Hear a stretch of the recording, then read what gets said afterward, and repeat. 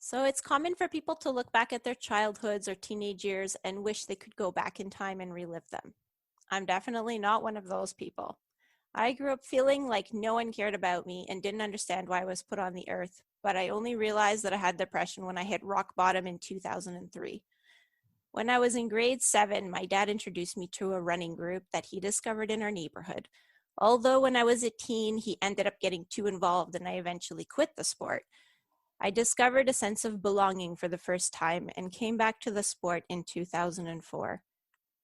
Of course, I still struggled with mental health because it would be too easy if lacing up my running shoes would solve all my problems. But I had found a coping mechanism that was not so self-destructive. And our guest today discovered running earlier than I did, had run distances I can't even wrap my head around, and also found it helpful when she was dealing with mental health struggles of her own.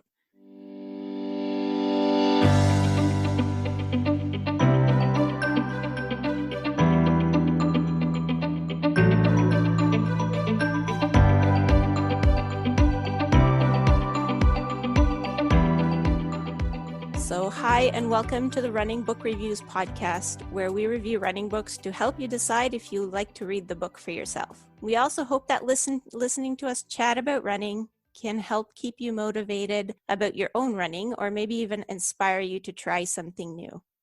So my name is Liz, and my co-host Alan and I are going to speak with author Katie Arnold about her book, Running Home. Katie's book, Running Home, is mostly a memoir about Katie's life as a child of divorced parents. Feeling like she always needed to be maybe a good girl and seeking approval from her father, and then later becoming a wife and a mother herself. Katie deals with a lot of issues, notably anxiety and grief after the death of her father. She uses ultra trail running to help deal with them. Although us runners would like to call this a running book, I kind of feel the story is more than just about running. And I think many people will relate to the thoughts and feelings that Katie describes in the book. In fact, if you've ever been a parent, then this book could well be interesting for you. And in fact, if you've ever been a child, which would be most of us, then this book was also relevant to you. So let me tell you a little bit about Katie Arnold. She's a contributing editor and former managing editor at Outside Magazine, where she worked on the staff for 12 years.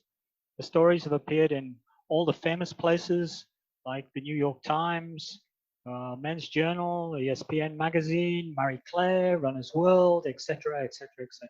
She's been nominated also as a writer for a number of awards. I won't go into the awards because I don't know much about writing awards. I'll skip to that and go to the running awards.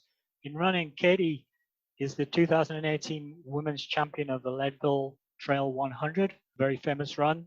And in fact, she finished 11th overall in a field of more than 700 runners in that race. She's also won a whole slew of ultra races, notably 2018 Gemma's Mountain 50 miler, 2014 Trans Rockies 3-day, runs also in Mount Taylor and other areas of New Mexico in particular. She's the 2-time overall champion and course record holder at the Angel Fire 100K. Katie's a sponsored athlete by GU Energy Labs and various other sponsors. It's a good thing I think she has GU sponsorship because judging from the book, she seems to use an awful lot of it. It's always sticky on her runs, it seems. We'll find out more about that soon. As part of her ongoing effort to encourage young athletes, she's founded a children's trail running club, gives motivational talks, coaches girls lacrosse in Santa Fe. Welcome, Katie. Thank you. What a great intro. I'm really happy to be with you today. Thanks so much for having me. Yeah, I can't take credit for that, although I read the intro. Liz actually wrote the intro, so it was a double team. I appreciate it. Team effort. The usual kickoff on these kind of things. Great to have you here, and we read through the book and have a record number of questions. So I hope we can get through it. But the standard kickoff question is, what made you decide to write this book? Oh yeah, that's a great question. I've been a writer, as you mentioned, for my whole career. And long before that, I always knew I would be a writer from about the same age, not coincidentally, that I started running. And so I've always seen the world as a writer sees the world, as a storyteller, and trying to capture the details and the essence of an experience.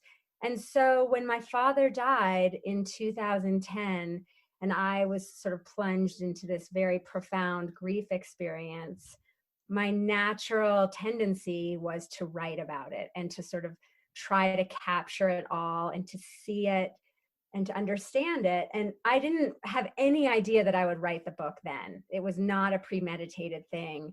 As some writers probably do, they think, oh, this will make a great book. I was too deep into the fog of grief and mourning my father, who was so influential in my life and with whom I was so close, that I was just grieving. And so it really wasn't until about 3 years after he died, and you alluded to this period of anxiety that I went through after he died, where I was sure I was dying too. And running was really the only thing that helped me sort of move through that grief. It was probably like 3 years after he died that I was able to have enough distance on his death and kind of what I'd been experiencing as a runner and running through my grief, that I realized that all the things I'd been writing down, during his short illness, in the aftermath of his death, and then as I began to run longer and longer distances, everything I'd been writing in my notebooks that were just for me at the time,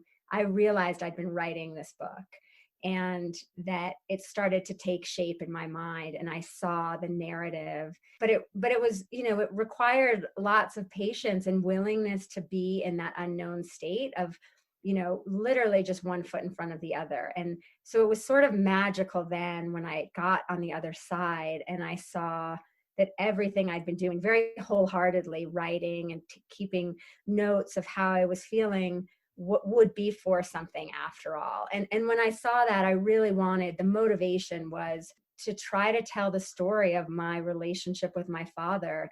And though it was complicated and I was parented by him over distance, and there were many things about him after he died that I learned about him that were painful.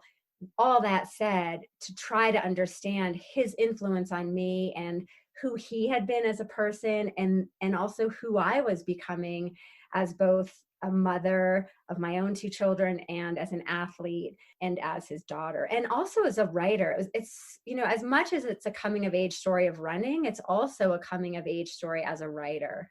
And so all of those just sort of fed into this desire to write the story as I'd been living it. Did you have a lot of notes that you took in that case that you just wrote for yourself that didn't find their way into the book? I mean, it seems to me that it's an exceedingly sort of personal thing. I was reading the book and thinking, if I had to write a book like this, I don't think I could bring myself to write such personal things into the book. Running is a very public thing. You go out, people see you doing it. But grieving is a very private thing. Did you write a lot of things that were just too painful and you couldn't share them in the book? That's so interesting what you said, that running is a public thing, because for me, and I think this is why I was able to go so deep in the book into my own story, is that running for me has always been a very personal expression. And it's really not for me about the competition. Only in recent years has competition become more central to why and how I run, but it's still like just the tip of the iceberg. And so for me, because I've had this lifelong relationship with running as an expression of who I am and how I am in the world, and as a writer, because running is very much part of my creative process and how I write, running has always felt like this personal joy that I have. And I think because when I run, it enables me to go and understand my mind more when I run, right? As runners, we have a lot of time on our hands when we're running to sort of follow our minds and study our minds, really. So I spent a lot of time with my mind, and especially after my father died, trying to understand why my grief was taking such an extreme form of anxiety, and just a real sort of obsession with the fact that I was going to die. And I thought that it was imminent. It was also that I had a newborn baby. She was 3 months old. So there was definitely a dose of, postpartum thrown in there, no question. But as to, did I not reveal things in the book that were in my notebooks? I mean, I fill notebooks all the time. I do about one a month. And the notebooks are just for me. They don't have to be for anything, though I write everything in them. So they're pieces of stories and fiction ideas that I have, and interviews. Like if I'm interviewing someone, I'll just transcribe it into my notebook. So they're sort of this catch-all. But as for the material that went in the book, there were some things that I didn't put in, that I deliberately withheld, and sort of tried to exercise some restraint. But as you can probably tell from writing the book, I'm just an open book, really. I'm a very open person. And I didn't have a lot of hesitation about sharing. It felt very natural. And I think because as a journalist, I've written many in-depth profiles of people. And as a journalist, you want to get to those stories that reveal the essence of someone. So I thought that, and I never even really thought this, it was just a feeling, that if I was going to write the book, I wanted to get to the essence of my experience and not hold back, that there wouldn't really be a point in writing a book that skimmed along on the surface. Yeah, I think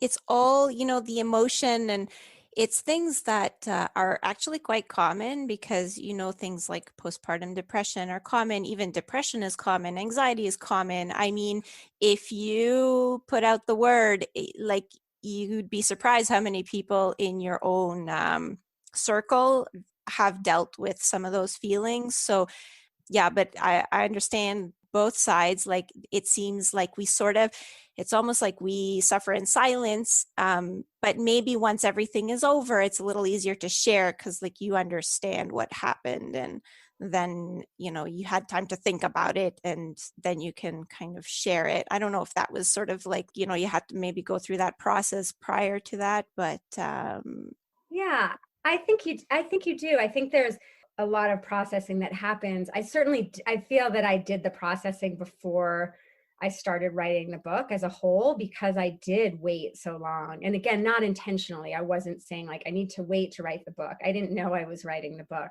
It was very organic. So I trusted that.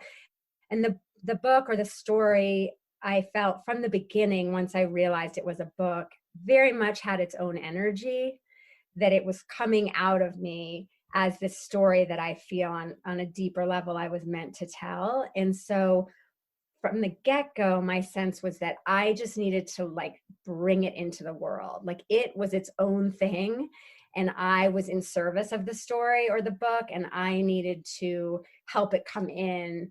But the story had its own energy and integrity, I think, from the start. And I certainly hope that people who read it might find it useful if they're going through their own grief or anxiety, as you mentioned, which are so common and so many of us do.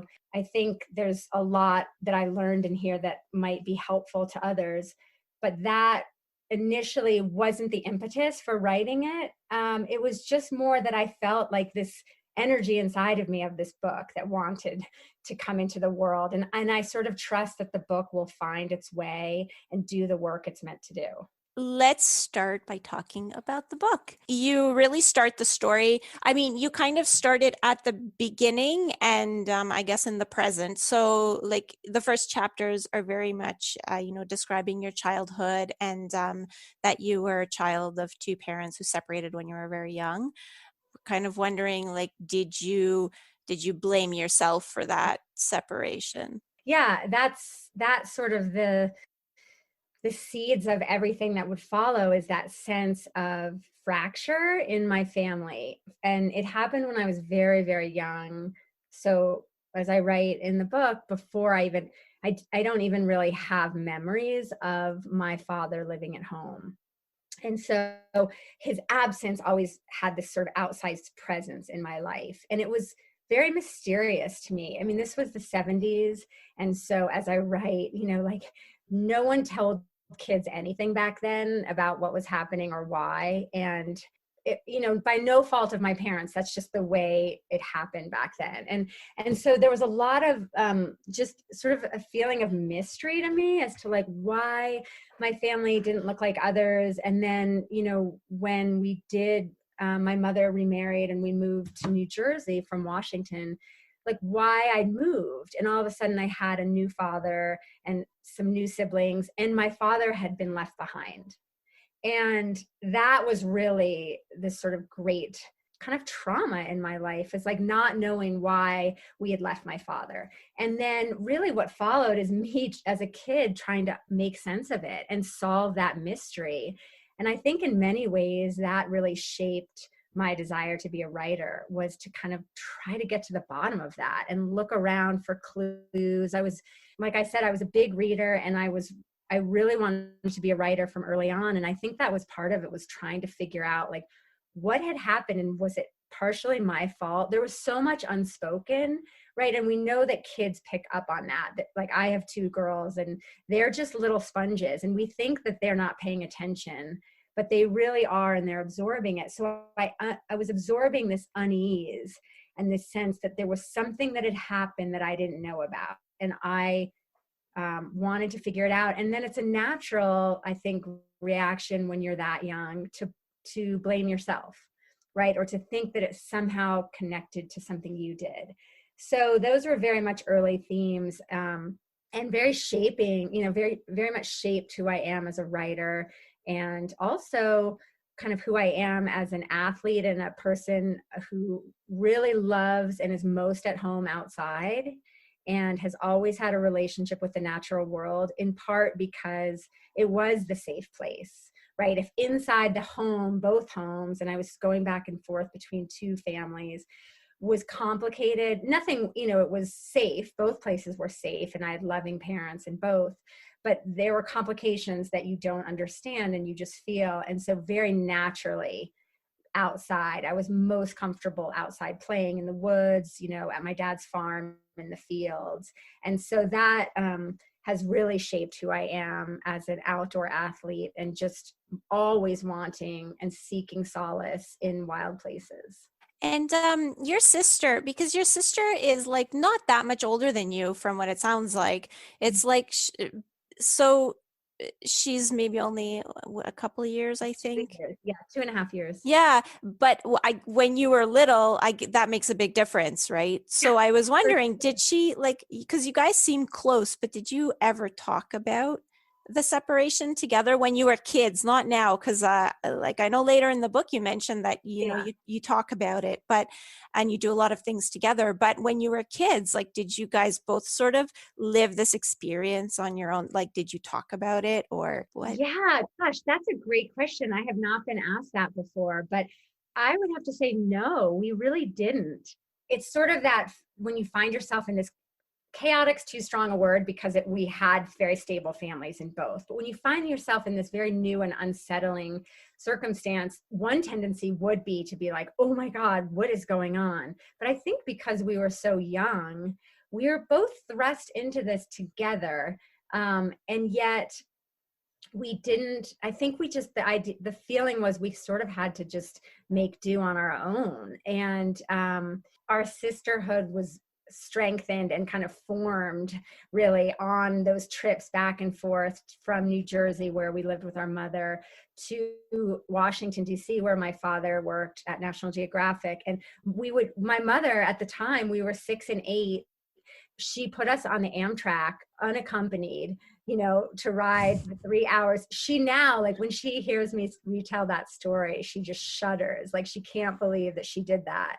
But it was a different time. And so we were alone together. And so we really had this bond, but it was not like we didn't overtly discuss like, what do you know? It was more like we had to stick together, because if we didn't, we would miss our stop on the Amtrak, and like we would, be off to destinations unknown. And so it really forged a bond between us, but it wasn't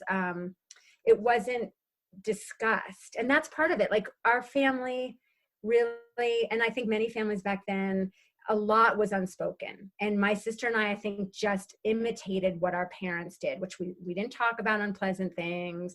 We just kind of sweep it away. And so we just we imitated that.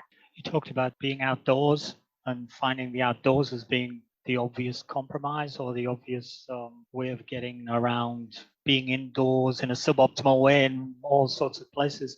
reading the book, it sounded like your dad sort of encouraged your adventurous spirit. You know, launching into the lake Yeah. was one little story which was fantastic to read. But later we kind of find out that he was a little bit sort of conflicted himself with commitment in terms of, you know, pursuing all in his photography with National Geographic, and maybe he was a little afraid to commit. And part of the stories almost suggests, maybe you can confirm or otherwise, that he seemed afraid to commit to you guys as a family when you were young, and that was part of what split the family up. So was he living vicariously through you, getting you to do all these outdoorsy things? No, that was very much him. I mean, he, as a photographer for National Geographic, which he did his whole career, he was always out in the world. He had this great, what I describe in the book as like a hunger to experience life and to see and to sort of be an observer. And so he would, you know, went through the world as you would expect a photographer, you know, his eyes always open, looking for those moments that so many of us miss. And his way to do that was to go out into the world. And so he always went, and as I write in the book, like he always had multiple cameras around his neck, and like we were always stopping for photographs. And so being outside and being in the world that way was his way of loving the world and seeing it. And so that came very naturally. And he also was not an athlete, you know, like as a runner, he wasn't an athlete. He was more of an explorer. And so he, you know, his influence on me was that we would go on long hikes, or he would plan river trips or bicycle trips. And those were like explorations rather than feats or races, or, you know, it was just a way of seeing more of the world and like gathering it all up. So he really gave me that, taught me about sort of observation and the power of observation and the power of really living your life. That was absolutely true to who he was and has become how I live. Like, I think that's partly why I took all those notes when he was dying. It was like, that's what he had kind of taught me to do, is get it all down. But as far as his conflicts with his own creative process and photography, yes, he definitely struggled with that. And much of it was unspoken. And it was more this feeling that you would get from him, that he wished he'd done more with his photographs. And he was immensely talented. But sort of midway through his career, he shifted more to like editing and assigning stories and kind of helping. And he was a great mentor to many photographers, many famous photographers who, you know, revered his work, but he kind of put others' work ahead of his own. And that was a loss that you felt, and that I felt from him, and that he was conflicted over. And I think the same was true with his family life. And I won't go into it because, you know, part of it is I don't want to ruin it for the readers, but like he had felt that he had trouble pursuing both, right? When we were very young, he was conflicted over being a father and being a creative person. And he thought he had to choose. And so he chose his photography and his sort of wanderlust. And you know, I won't say more, but that is a recurring theme for me in the book in terms of me being a writer and a mother, and how can I hold both at the same time. And so running really taught me how I can go away and run and have that freedom that I crave and that kind of expression that we talked about, but then come home at the end. And so that running is my way of staying in a way. So yeah, that's a big theme in the book, is sort of how we wrestle with those roles that we play. Yeah, I think a clear observation I would make is that during the book, you can't really give anything away because you have to read the book to get the sense of it. There's contradictions and complexities in various relationships and development of various relationships. And your telling of the story and the way in which you do it, the way in which you cut from childhood to present day and backwards and through the conflict, I think makes the book a piece of literature rather than a running book. Thank you. So I congratulate you for that. You clearly have a writing skill. You're not just, well, here I am out for the jog, and oh, it was tough, and I managed to win the race, which is downplaying a little bit what we like to read sometimes. You know, you get a a rich tapestry of emotions and feelings, and from which you, I think, are able to extract these things in the story. Thank you. One thing that's clear early on is that your father enters you for a race. I think you're 7 years old. The fodder stack 10K, is that how you pronounce it? Fodder Stack Um, 10K and that Classic. becomes a long running family ritual. Yeah. At 7 years old, you didn't know what you were getting into, but here you are many years later. How did that start? Because I feel like you just described your dad as not really being like an athlete, like in the traditional sense. And then here he is. He's just like, hey guys, you want to do a 10K? Well, yeah, this is one of my favorite parts of the book because it really is that sort of origin story for running. And my sister and Meg and I were visiting my dad's farm in Virginia, and he was always like looking for fun things for us to do. And we didn't visit that often. Like, I think I did some sort of like rough calculation in the book, and we probably visited 4 times a year for like 5 or 6 days on average, which when you add it up is like such a paltry amount. And divorce was so different back then, like we lived 3 or 4 states away. But anyway, so when we would visit, we try, he always liked to have some special things for us to do, and he just threw this idea out as a lark. I mean, I think it was probably the second annual running of this race, and it was a local race. His buddies, I think, were putting it on. I think, he later would volunteer at the race, holding the stopwatch when they had stopwatches, and and so it was just a local thing. And honestly, he probably just wanted us to have something to do for 3 or 4 hours on a Saturday morning, when otherwise he'd be like, what do I do with these girls? So he never, it was never his idea. He was not going to run the race. And he made that clear from the outset. And my sister and I, like now, later, I think about it, I'm like, that is so funny that he just set us off on this race, the two of us alone, I mean, with the rest of the field. But at the time, it made total sense because I'd never seen my dad run. Like I had never run.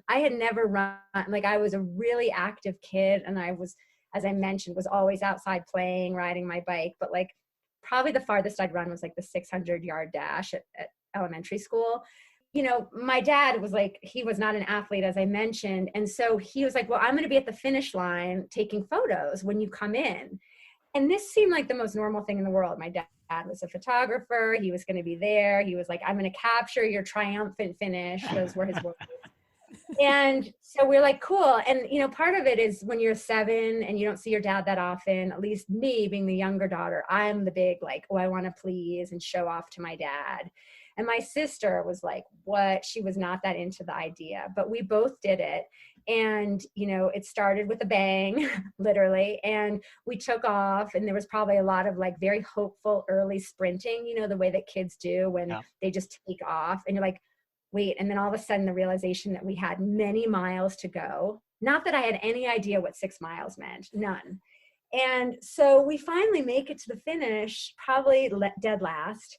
And there's my dad waiting to, take our photo, and running across that line, like just sealed in me for the rest of my life, the fact that I was a runner. Not because I did well. I did, we finished last, but that experience was such a gift. And that I was, from the start, I separated my result from the experience or the feeling. And the feeling crossing the finish line when you thought, like, 2 miles earlier that you would never make it, like your 7-year-old mind could never imagine making it, and then you do make it.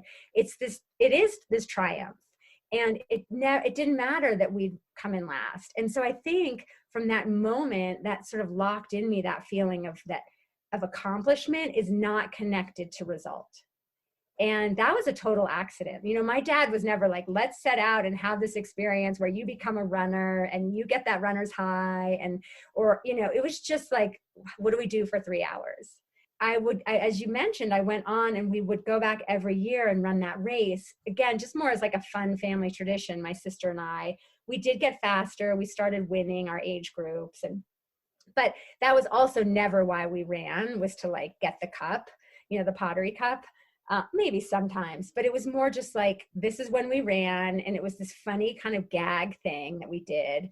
And so in that way, running was my own personal thing. Like I didn't go and join my cross country team or my track team, though I could have. And I've had some regrets over the years, like, wow, I wonder what it would have been like if I had, how good could I have been? But it was more like running just got to be my thing. It sounded like you didn't do it because your sister was doing it and you didn't want to be a me too. That is totally why, right? Like, and as kids and siblings have such interesting dynamics. And my sister was older. She was also 6 feet tall. So she was just like, if I wanted to do running and she did running, like there was no way I could ever compete with her. And so in my childish logic, I was like, she can have running like on this teams, and I'm just going to do running my way, which turned out to be a really great thing because, in my 40s, I'm still running my way. Is she still running also? She is. She took a long break from it, but now she does half marathons. She's mostly a road runner. She lives in California where it's like completely flat. So she has lots of great roads. But yeah, we have had our own stories with running. But if you'd had asked me when I was like 10 or 11, my sister was going to be the runner and the writer. She had a typewriter. She was sort of going to be the professional writer. She was working on a trilogy. So I had to find my own ways to do it without competing. And in the end, I ended up being the runner and the writer, and she has an MBA. So it's just funny how life works out. Like, Yeah. and I was a kid that you don't attach to those stories. It sort of worked out in the end. So actually at one point, you say that you were obsessed with, there's a Canadian legend, Terry Fox. Oh, yeah. So how did that happen? Because you were living in the US and in the 70s, it's not like you have social media where all the news gets everywhere. No, but you have Time Magazine, and like we had Time Magazine, and it came every week, and my stepdad, I think, subscribed. I think he was on the cover, and it just like burned in my brain. And then, you have the nightly news or 60 Minutes. Like we watched 60 Minutes every Sunday night with my stepdad and mom. And so I think that's where I knew about Terry, but it was like this very searing memory that I have that he was running across the country. I think that was probably my first exposure to like ultra distance, though of course it didn't have that name back then, and had no name. It was just what he was doing. But yeah, it was just through traditional news outlet. What a great story though. Yeah, he's we have a teammate of ours. Well, he doesn't really run with us so much anymore, but he's every year he'll do the Terry Fox run. He's got Terry Fox tattooed on his calf. Like he's a very big Terry Fox. There's I've met a few people that have been like super inspired by Terry Fox over the years. Well, and also like you asked, like I am dual citizenship with Canada. So my mother's Canadian, and we spend our summers in Ontario, and that's where I was all growing up as a child in the summer. And so I think that just naturally, like, things Canadian filtered into my world in a way they might not have for, my friend who lived down the street in New Jersey. That's neat. So your father's diagnosed with quite a vicious cancer, it would seem. He doesn't suffer very long under that. It's a short illness that he has, but that must have been, from the daughter's point of view, quite a harrowing experience. And we hear a story in the book of you being called back to his house because they don't think he's going to make it through the night. And you and your sister Meg, we should mention her name so when she listens to the podcast, she doesn't go, "Oh, why was I called the sister all the way through?" Yeah, Meg. I don't know. Hey, Meg. Hey, Love Meg. you. Meg. Just lightening the mood while I'm talking about the death of your father a bit. Yeah. That's quite a harrowing story. Certainly it had me reliving, the situation I had with my father. I was very distant in a different country when my father was terminally ill. So I identified very strongly with it, and because it was so superbly written. Did you have any after effects from that, or did you feel that you did everything that you could? That's a great question. I mean, it's interesting because everyone loses a parent, right? I mean, nearly everyone loses a parent. And So it's universal, but like you only lose your parent once or twice in your life, if that makes sense. And so it's profound on a personal level. And I was really surprised by how hard it hit me. Not because I wasn't close, as I've mentioned, I was extremely close to my father, but I was used to living apart. I'd lived apart from him my whole life. So I had this idea that maybe, you know, his death wouldn't hit me that hard. This was before he was diagnosed. Like if I had to even comprehend it, you know, as someone in my 20s and 30s, like I wouldn't have realized that it would hit me so hard. And you know, my mother's still alive, so he was my first parent that I lost. And as you mentioned, it was very quick, and I had just had a baby, so it was like this weird convergence of like life and hope and new life, and then very rapid decline. And I was kind of like, if you're on this trajectory, one's going up and one's going down, like I was kind of caught right in the middle. And I was able to go back and forth quite a few times when he was sick. There wasn't much to be done except just to be with him and help him and really help my stepmother.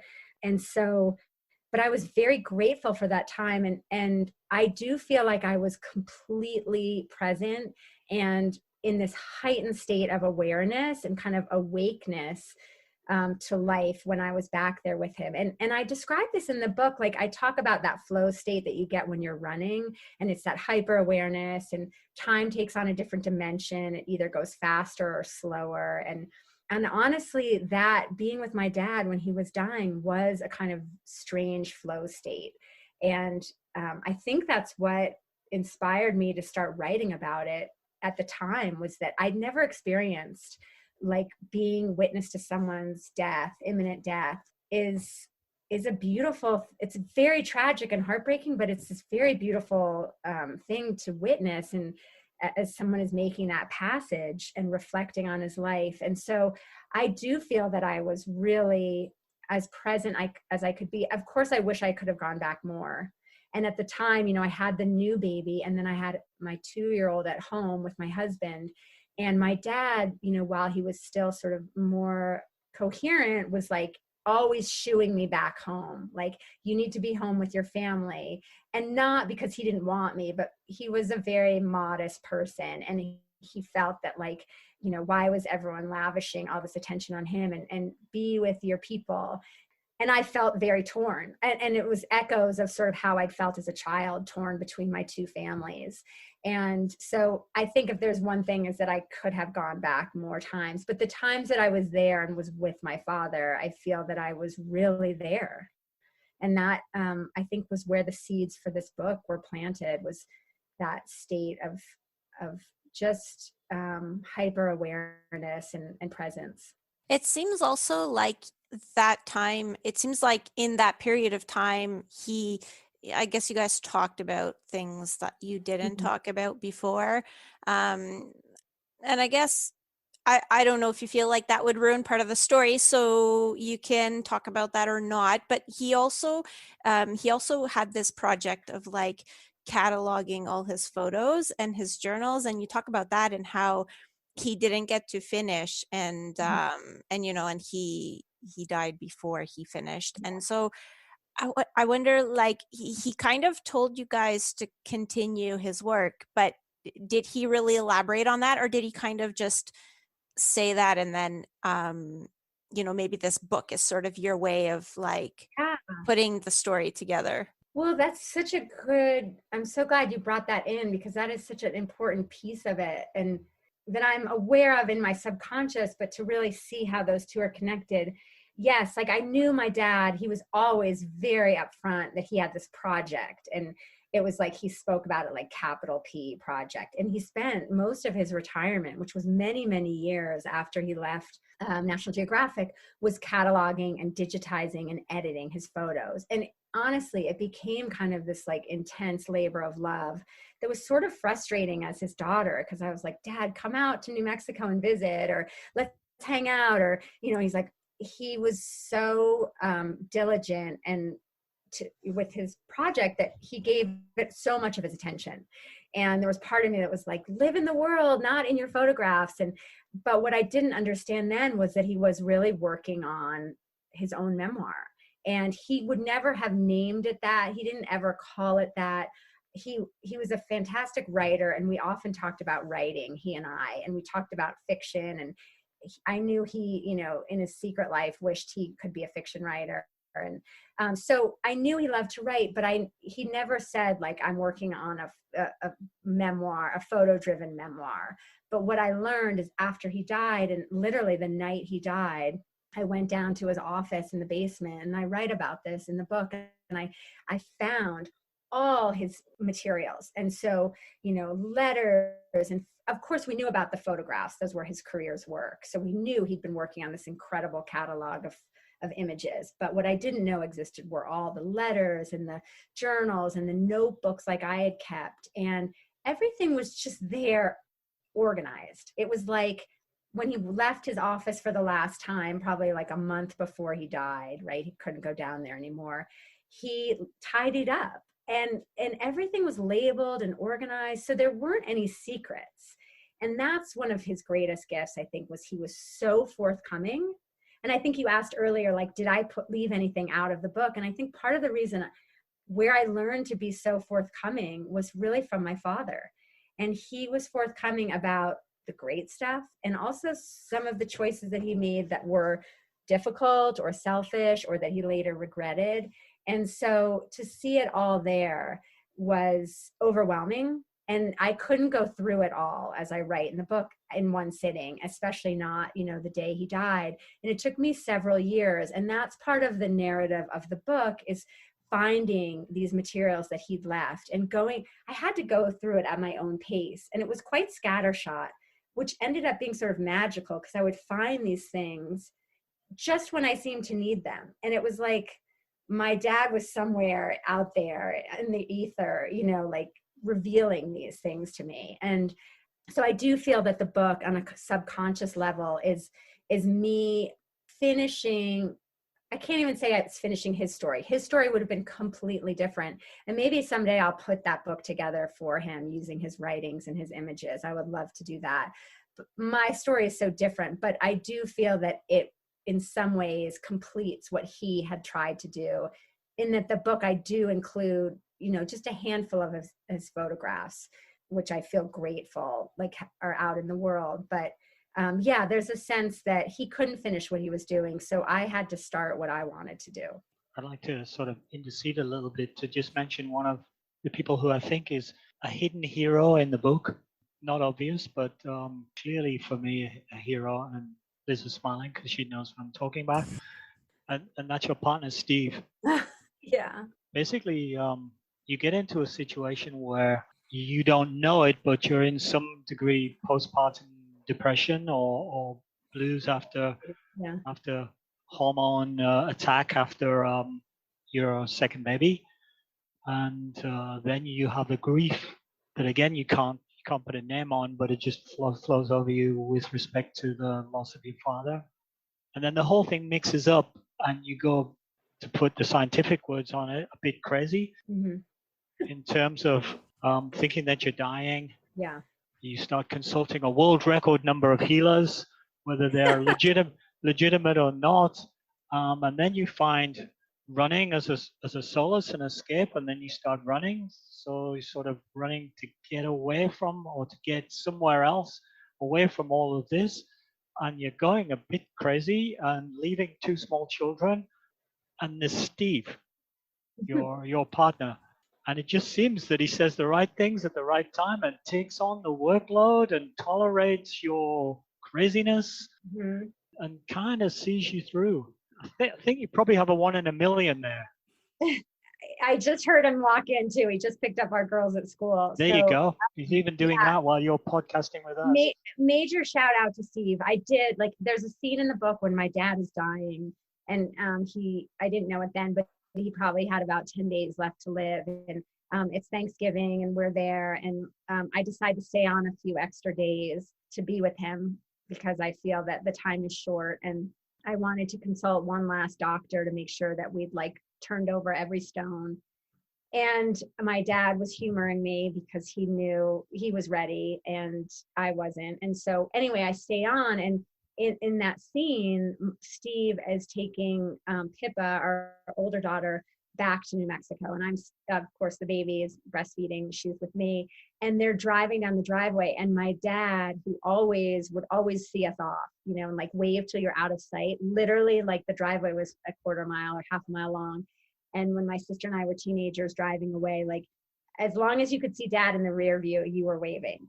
And so we're out there waving my husband and daughter off. And my dad just turns to me and he says, Steve is a very good man. You made the right choice. And I'm so proud of you. And it was just such a gift for him to say that. I know that, right? But to hear it confirmed by someone who had made different choices as a husband and a father was really meaningful. And Steve is really how he comes off in the book. He is so calm and like deep within, like he's very much just his own person. And so he's not needing a lot of like external validation. Whereas I'm sort of more up and down. He's just this steady Eddie. And he does always know the right thing to say. Most of the time, it was just as I trained him, and I write about this in the book, I trained him to say, like, everything's going to be all right. So that when I was at the height of my anxiety, and I really was, like, I did think that I was dying of something different every week. And I will say you use the word crazy, like, it's actually quite normal. Like, and I didn't know this then, but when you're in grief, to take on the pain of the person that you lost, and that grief is a physical manifestation. So it felt like aches in my body. And because I am a natural storyteller and kind of that sleuth mentality that I had since I was a kid, like I was always trying to figure out, like, why does my elbow hurt? And, my imagination is a friend to me as a writer, but when you're in a grief state or in an anxiety state, it becomes a liability. So I was making up these, very fantastical scenarios, like I must have this kind of cancer, or I have this, and so really the only thing Steve could say in those moments was just like, it's going to be all right. Everything's going to be okay. Even though, like, honestly, when you get down to it, that too is a lie, right? Because we know life is nothing but, constant change, but it was what I needed. And he gave me the freedom to go and run and do what I needed to do. That said, like, that's always been our marriage, is we have given each other the freedom to pursue our own adventures and interests. And so it's just in keeping with our relationship. But yeah, he's quite incredible, and but would never like need to take the praise for it, if you know what I mean. So shout out to Steve then. Shout out to Steve. Yes, Steve, if you're listening to the podcast, you owe me $20. Send it to me. Exactly. Now let's talk about my mother. That would please her now. Oh, well, actually, I kind of like your mother, because she just seems to be, in the 70s, because I don't know, like I was born in 80, and I remember growing up, like you didn't see very many divorced families. Right. Or that's how it seemed, I could be completely wrong, but that was kind of my interpretation growing up, was, it was not the norm. And so I imagine in the 70s, it must have been a little bit like that too. And so she was divorced, but yet she just seemed like so positive about everything. And that is really who she is. Like, she's the ultimate can-do person, fixes her own toilet, and like has all the skills, and has like completely upbeat attitude, and really lives that way. Like, it's not fake. There's times when you're like, okay, but there's so much under the surface that we need to talk about that is hard. She just operates from that level of optimism, and like that glass is half full, which I certainly believe I'm an optimist, even though I have that side that can go toward that imaginative sort of storytelling fear. I inherited my mother's like ultimately believing things work out, and so she really was this pillar of strength and optimism. And like her saying, when I would mope around, not that I did very often, because I was really like a doer like she is, but, it's just get busy and do something. And that was kind of her cure all. Now I think about it, I'm like, now I just get busy and run like 50 miles or 100 miles. And, my mom sort of like can't understand that, and it scares her. And she, has some trepidation about how, if it's healthy, but I do want to point it back and be like, that's, like it's coming straight from her, is like, just get busy and do something, run, whether that's running or writing and whatnot. So since, you got busy and decided to start running ultra marathons, it seems like it just kind of happened, because in the book it was like you and Steve were writing your New Year's resolution. Yeah. And both of you wrote the same thing, to do a 50-mile ultra race. 50K, yeah. Oh, 50K, right. That's true. I have 50 miles in my head because somebody's trying to convince me to do 50 miles, which, is one of those distances I can't even wrap my head around. But yes, 50K.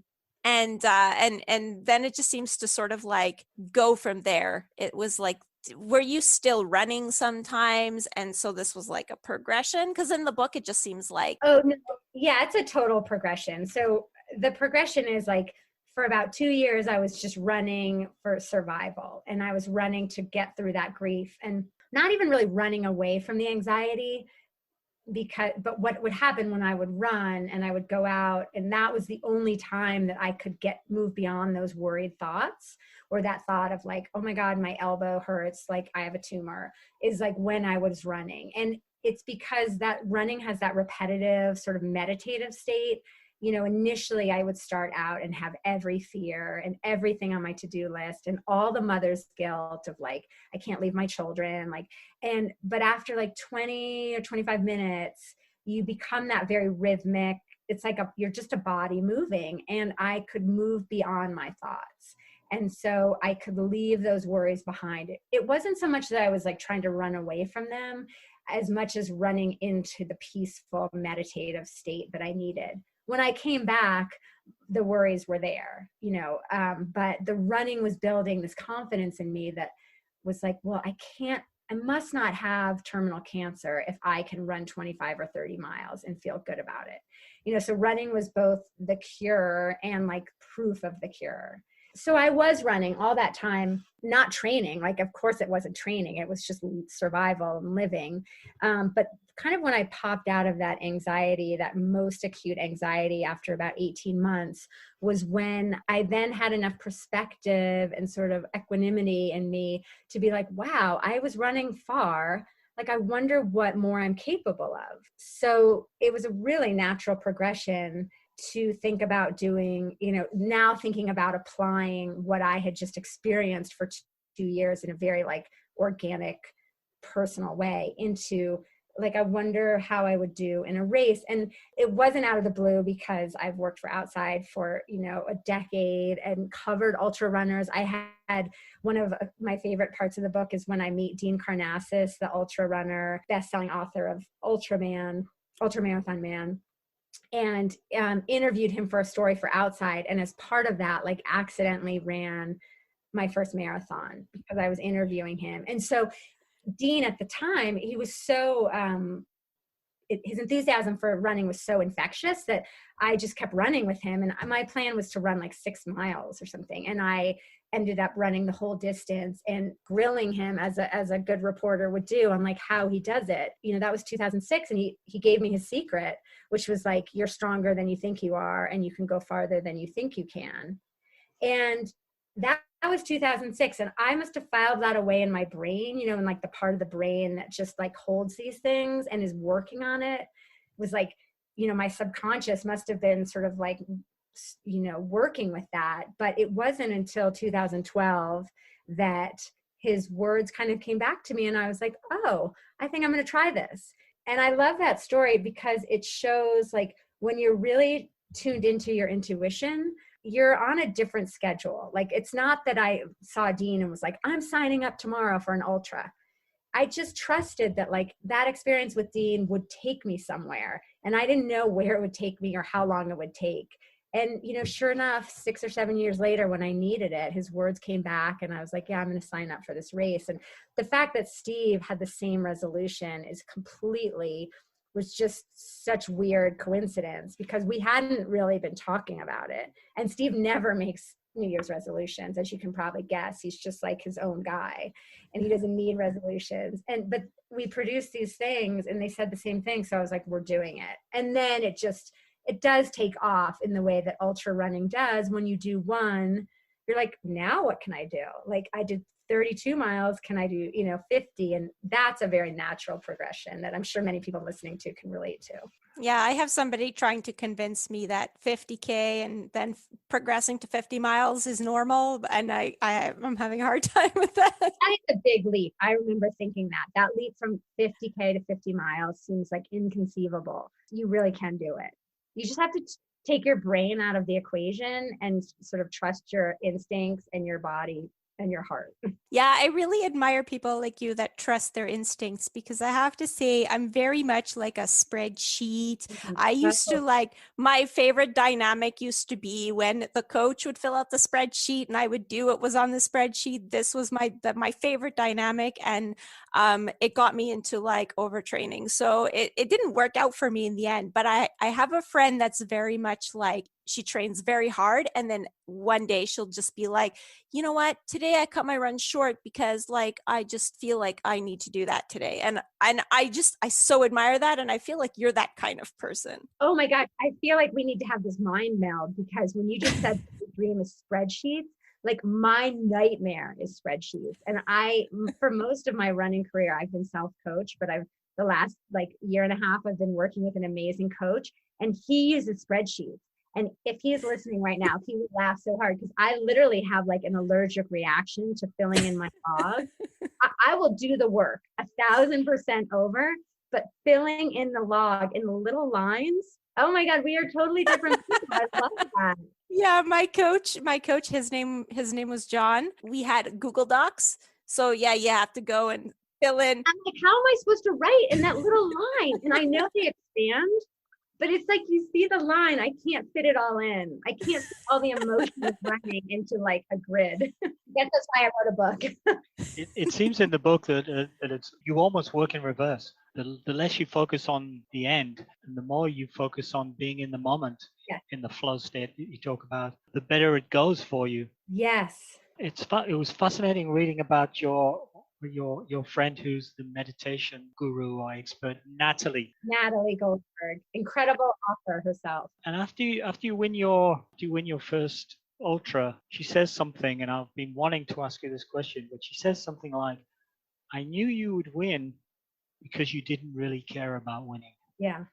What on earth does that mean? Oh, it means everything. I mean, it really captures kind of how I've always run and how I aspire to run now that I have had success. It is exactly what you said, is working in reverse, like letting go of the result you want to be present to the process of training and showing up every day for the experience and the feeling of it. And so when Natalie said that, I hadn't understood that, like, I knew I'd been training for this 50K. I knew I had no idea what 50K would be like. The longest I'd run was that marathon with Dean Karnassus.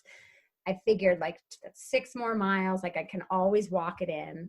I hike, my husband and I are always outdoors. We're hiking all the time. I was like, I can hike 6 miles on top of 26. And so I knew I'd been working hard, but I didn't know. And Natalie sort of showed that to me, that I had been doing like the really important work of not fixating on the end. Like never once had I said like, I think I'm going to do well, or I want to do well.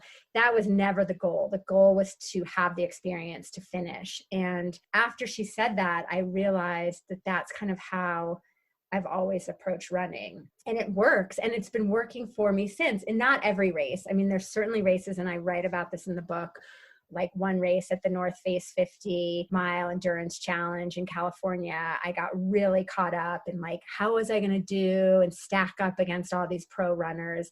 And I had one of the worst races because it was so externally driven. It was like, what's everyone else doing versus like being really in myself and like, how do I feel? And, when I let go of time and pace and I can really be in that intuitive flow state, I run so much freer and stronger. And so I do want to say it's not about not having goals, because I think having goals and dreams are so important. And especially right now, we're in this pandemic where so much is unclear, and it's so good to have those aspirations, but it's a matter of like holding them lightly and not like squeezing them so hard that I'm going to go and win Leadville, right? And like just squeeze all the joy out of the training. No, it's like hold Leadville very lightly and then show up every day with a whole heart to train for it. Back to the flow state, because it seemed like as you kept going, you sort of figured it out. It almost seemed like you figured out how to enter that flow state, like seemed like at will, because it seems like your first races were sort of hit and miss. And then the other races, as you moved on, it seemed like then you were always in flow state. Do you feel like you have it kind of figured out? Yeah. No. I mean, I would say like the early races, I was in flow state because I knew less. I didn't know it was a flow state. Well, maybe I felt that way, but like I had fewer expectations for myself as a runner, and I was less attached to results. And then you start winning or doing really well, or like depending where you are in the spectrum, like if you're setting like PRs, like then your ego really likes that and you get attached to that.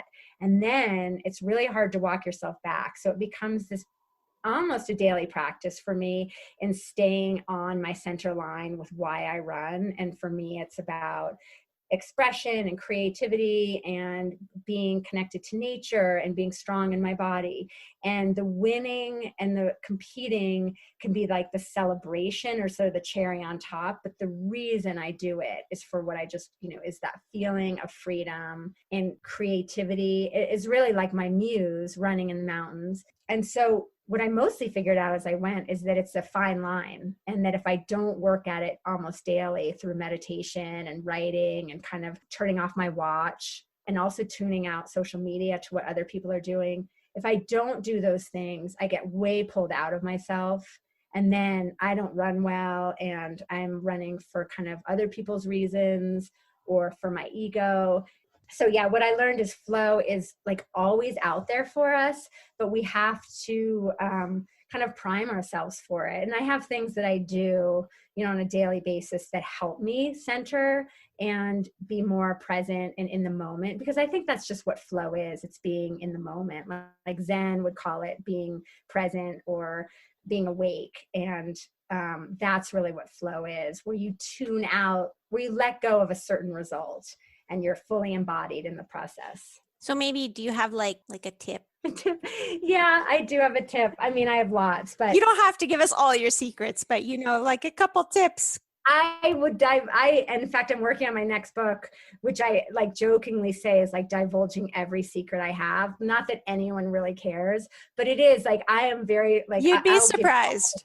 I will give all the tips, but really it's like, for me, tuning out my watch and really using it sparingly, like, because most of the time you don't really need to know your pace in trail running, especially that's so terrain dependent or altitude dependent, whether there's a lot of vertical or if it's flat or technical. And so pace is sort of irrelevant. Like I'll use my watch maybe in like the month leading up to the race just to sort of see where I am, but I'm very strategic, because if I realize if I check in too much with my watch, I get pulled out of the feeling and into numbers.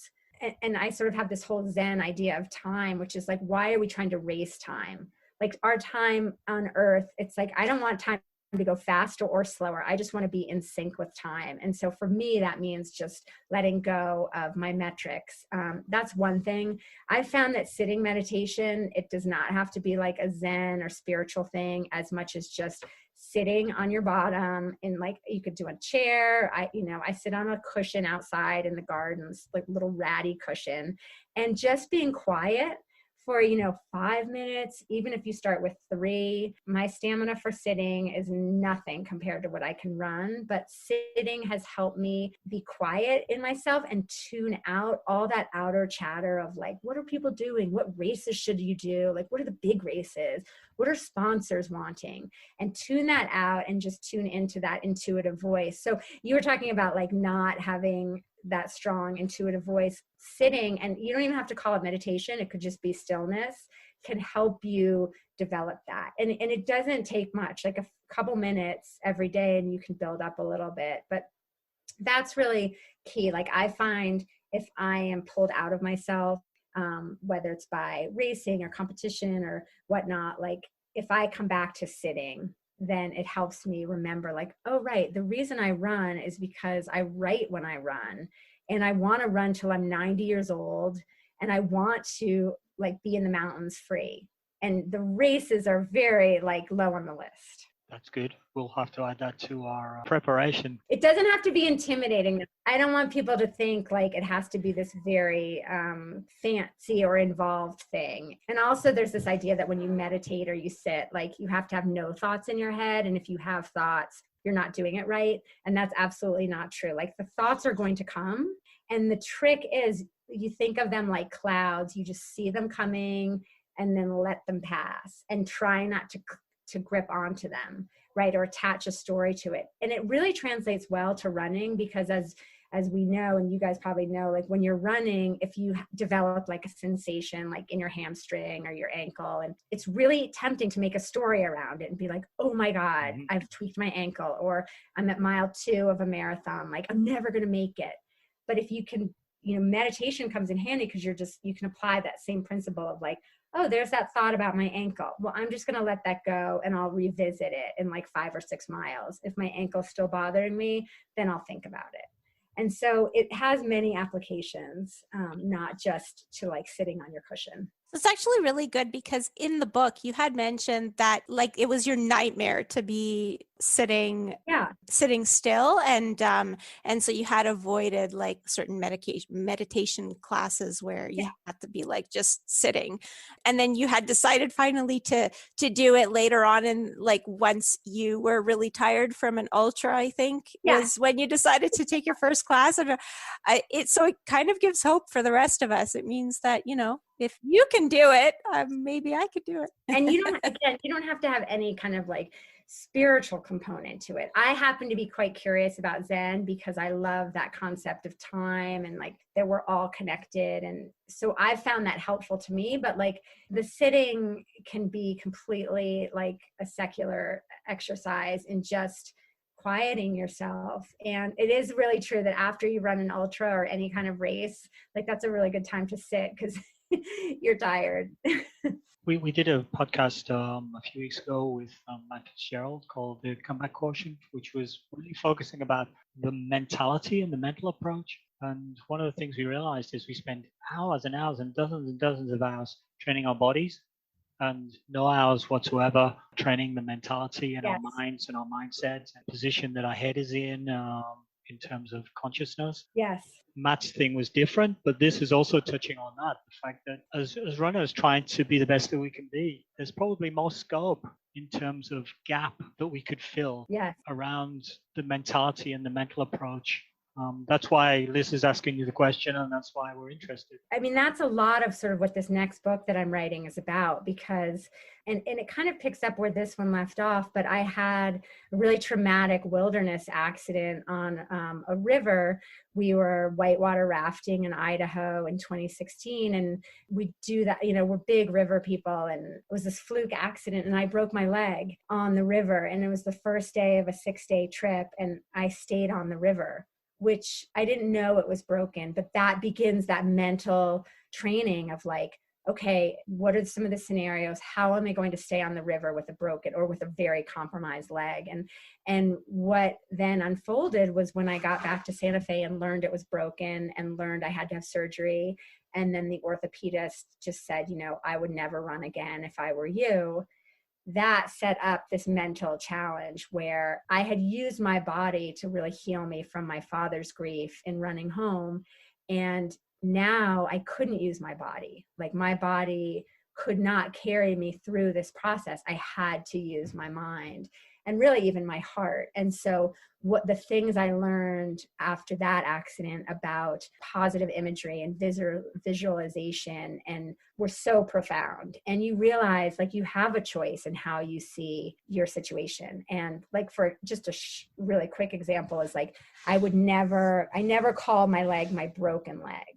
I called it was my healing leg. That's such a minor thing, but it was like, it made a difference when I wrote about it in my notebook or when I thought about it. Broken leg implies broken, fractured, like not working. Healing is like, I'm on the path. And really that was instrumental. I mean, I ran and won Leadville 2 years after that happened, after my doctor was like, you shouldn't run again. And I credit so much of that recovery to these mental habits that I formed that I didn't, like no one taught me them. It was just coming from within of like, I can't write about myself as broken if I want to be whole. And so kind of writing and imagining myself into the life I wanted. And I had, I wrote it again, because I always keep my notebooks. I filled pages of what it would be like to run my first 100-mile race. I didn't even really know I wanted to run 100 miles. And I was picturing running Hard Rock 100, which is a dream of mine. But the scenes I wrote, imagining myself and feeling myself running that, were replicated almost to a T at my Leadville experience. And so that manifestation of what we want. So that's just sort of a taste of kind of where my meditation and my mindfulness and my mindset training has gone since the end of running home. That's really interesting. It's a bit of a side note, but like years ago, I read this book and I can't remember the title, but it was about a rower. I think she may have been a Canadian rower, and she was destined for the Olympics, and she had a rowing accident where like two boats collided, and her leg was just like completely ripped, the muscles on her leg. And it was, I'm going to say 8 weeks before the Olympics, just Wow. because I can't remember exactly, but it was really close.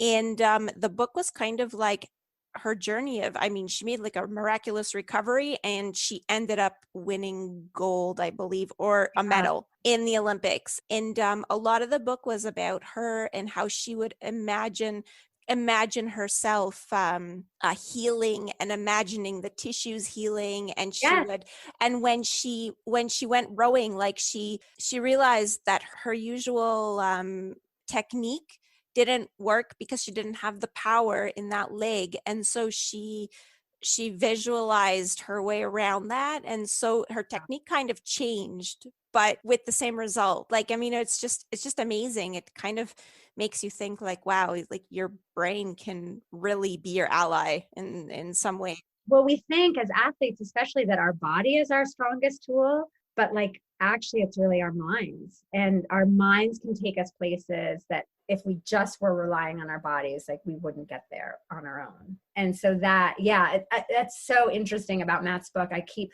seeing things about it and I want to pick it up because his sounds like a more researched and scientific, and mine is the more like literary narrative. But yeah, it's fascinating. It was a real lesson in like, oh wait, we can control, and my anxiety that I write about in Running Home was just runaway, spiraling out of control, and I didn't have control. And so to change the narrative, like, instead of focusing on all the things I was scared of, like visualize what I want, and I learned that, but it's a lesson I still have to practice. Even though I'm healed, COVID has been a challenging experience, right? Because there's a lot of anxiety, a lot of collective anxiety, and like about health and wellness. And I find myself kind of getting back into old patterns now and then.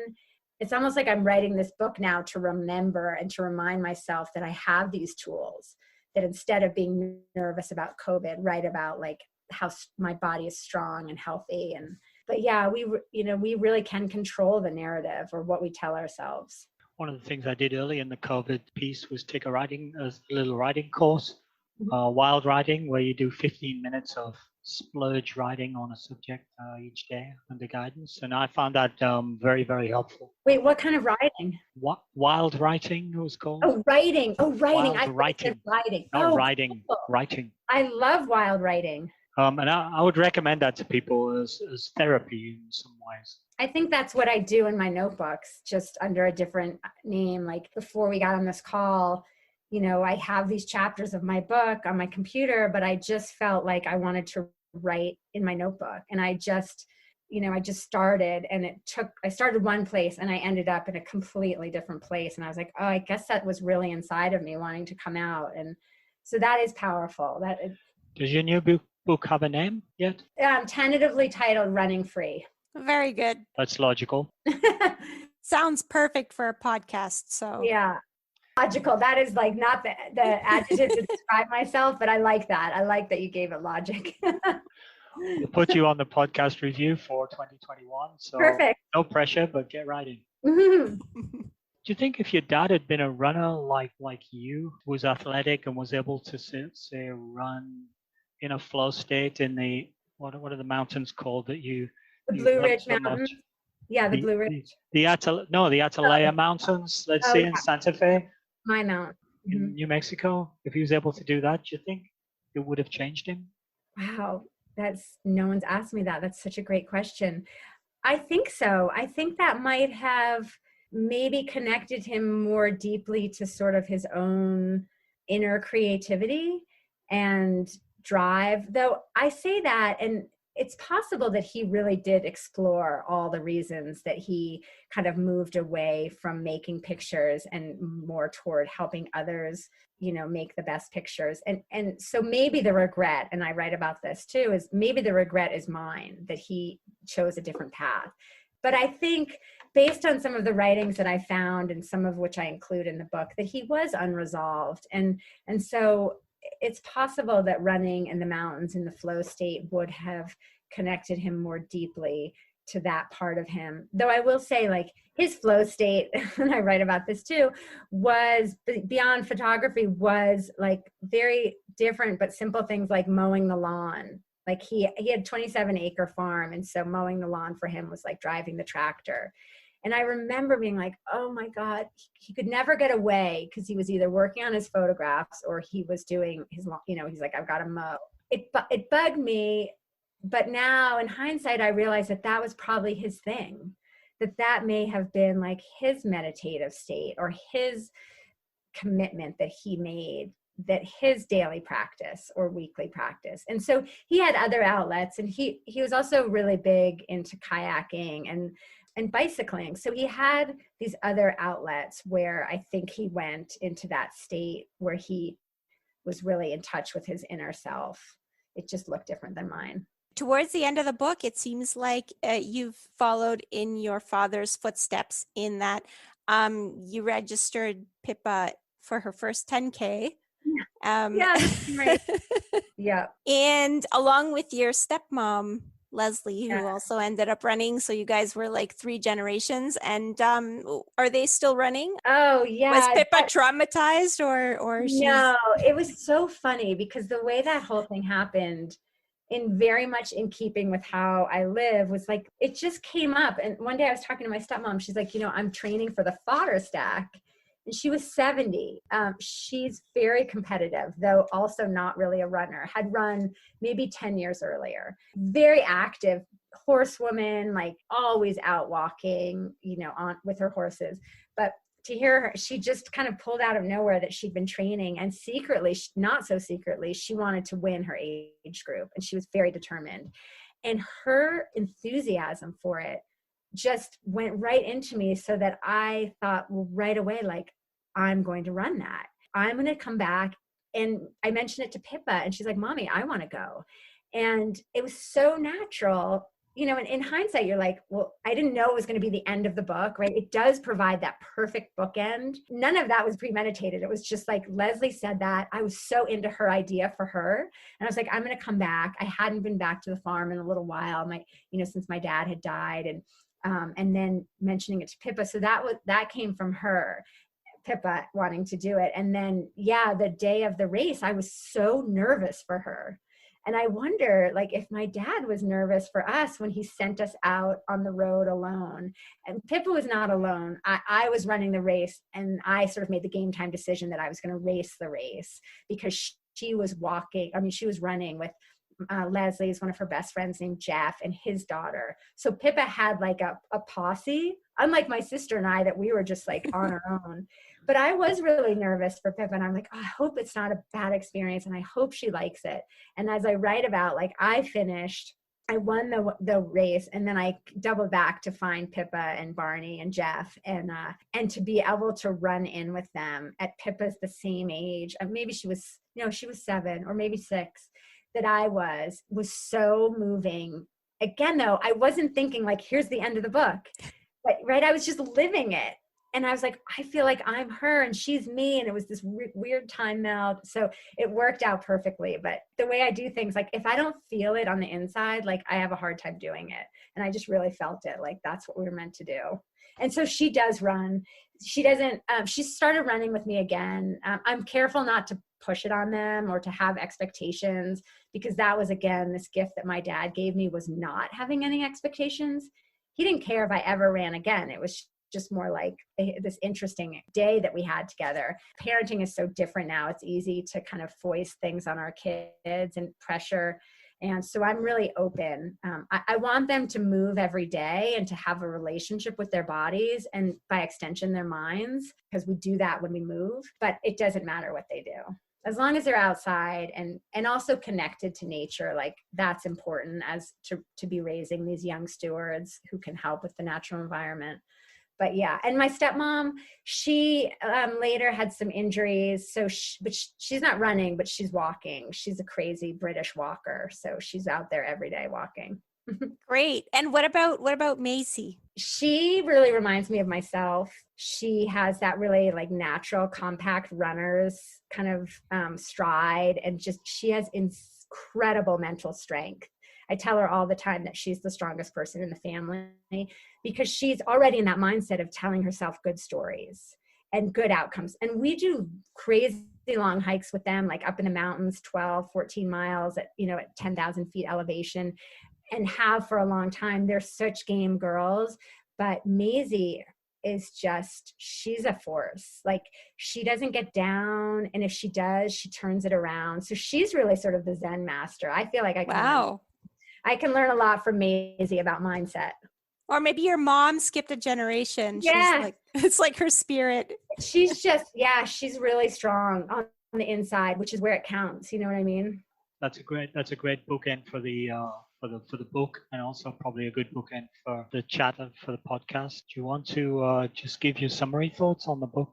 So I thought it was really well written. It just flowed so well. It was almost like sometimes hard to put down, because it was almost like you always knew there was going to be something else coming, and it was so much information, but at the same time it was so well put together. It just seemed like, I mean, I don't know how you put all those things together in that way. It's like tons of little stories, little tidbits, but meshed together into one big story.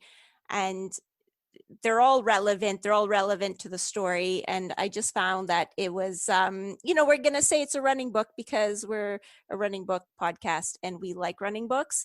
But really it's basically a story about being human. And I think our listeners are very much into the running portion of it. But, this book could easily be picked up by anybody, and anybody could enjoy it because it's very, very emotional. So I really enjoyed it. Thank you. Those are such kind words. From my perspective, I would say, you take us on a journey, and once you get involved, it's easy to go on that journey. I actually had sort of some scenarios where this would say, how are you going with the book? And I would say, well, I had to put it down because it was sad. The portion of it was sad, and I could only absorb so much sadness, and I had to put the book down. And similarly, once you started running up in the mountains and were describing the flow state, and I often say my sport is actually soccer. It's my sport. My religion is running. It's a spirit. It's a spiritual type of experience. I think you sort of describe it in the flow state and the feelings. You go on that journey as well. So you take us with you. The sights, the sounds, the feelings. So it's a superbly written book from that point of view. And I would encourage people to go on that journey, take their own journey, buy the book, read it, go on their own journey. Any discussion that we're having only skims lightly over it a little bit. Although it's been great to have the conversations. Typically, as well, I found that while reading your story, I was thinking about my role as a parent towards my children and how I behaved with them and the birth of them and how I felt about that. I've lost both my parents in the past, and I sort of relived how I dealt with that with my siblings.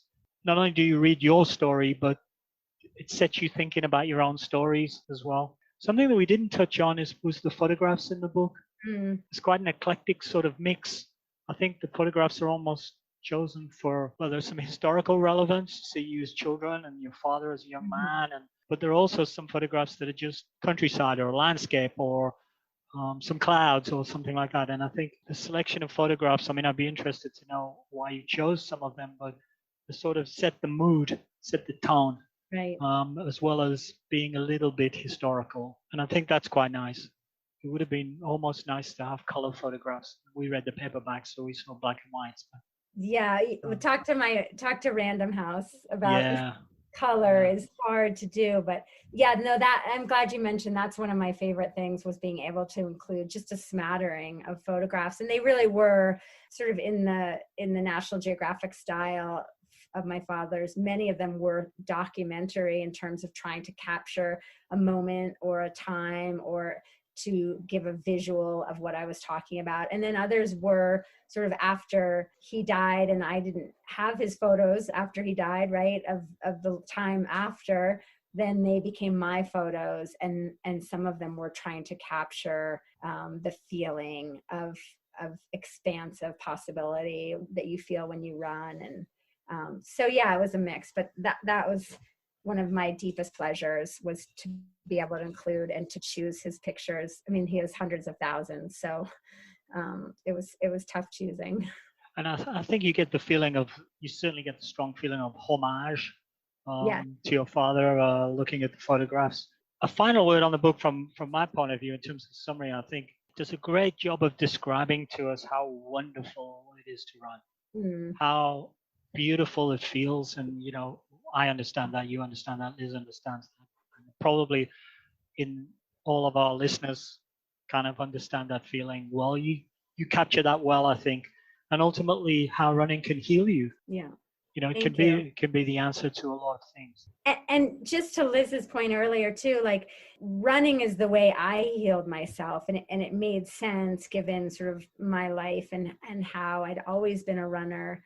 But really, I think, and I've said this to many audiences where there aren't overwhelming number of runners, that you really could take every time I say running and cross it out and put your own thing in there, and the message and the theme of the book is the same.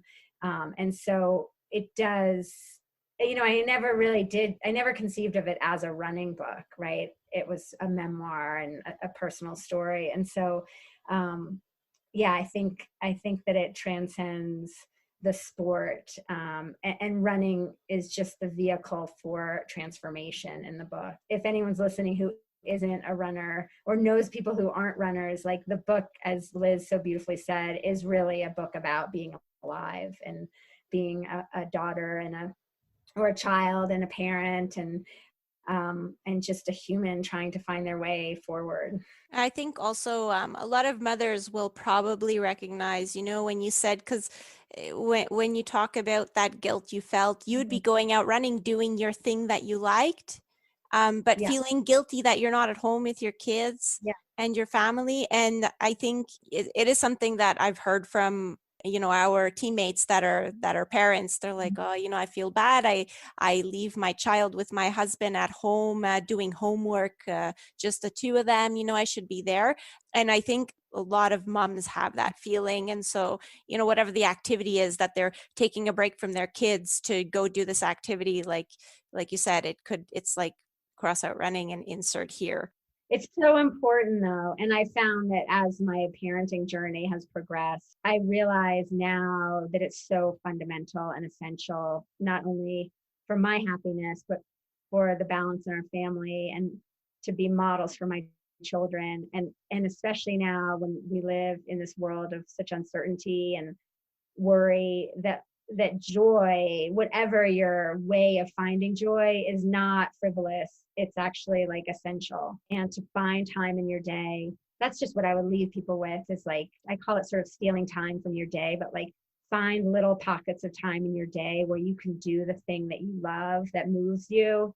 It doesn't have to be running. It doesn't have to be a long time, and you don't have to be good at it or have any goals, but do the thing literally that moves you, that gets you out the door, out off your chair. And that is sort of a radical act of healing, I think, and peace giving.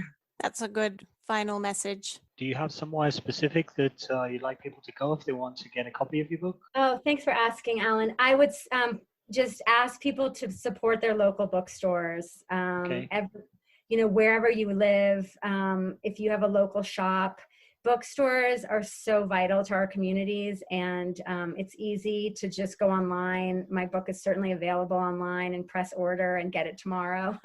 But the bookstores, are kind of the lifeblood of our creative communities. So if they don't have it, they'll be more than happy to order it for you. I'm a big reader, and I've been ordering all the books that on my reading list from my local store, and they do curbside. We're in sort of a lockdown here.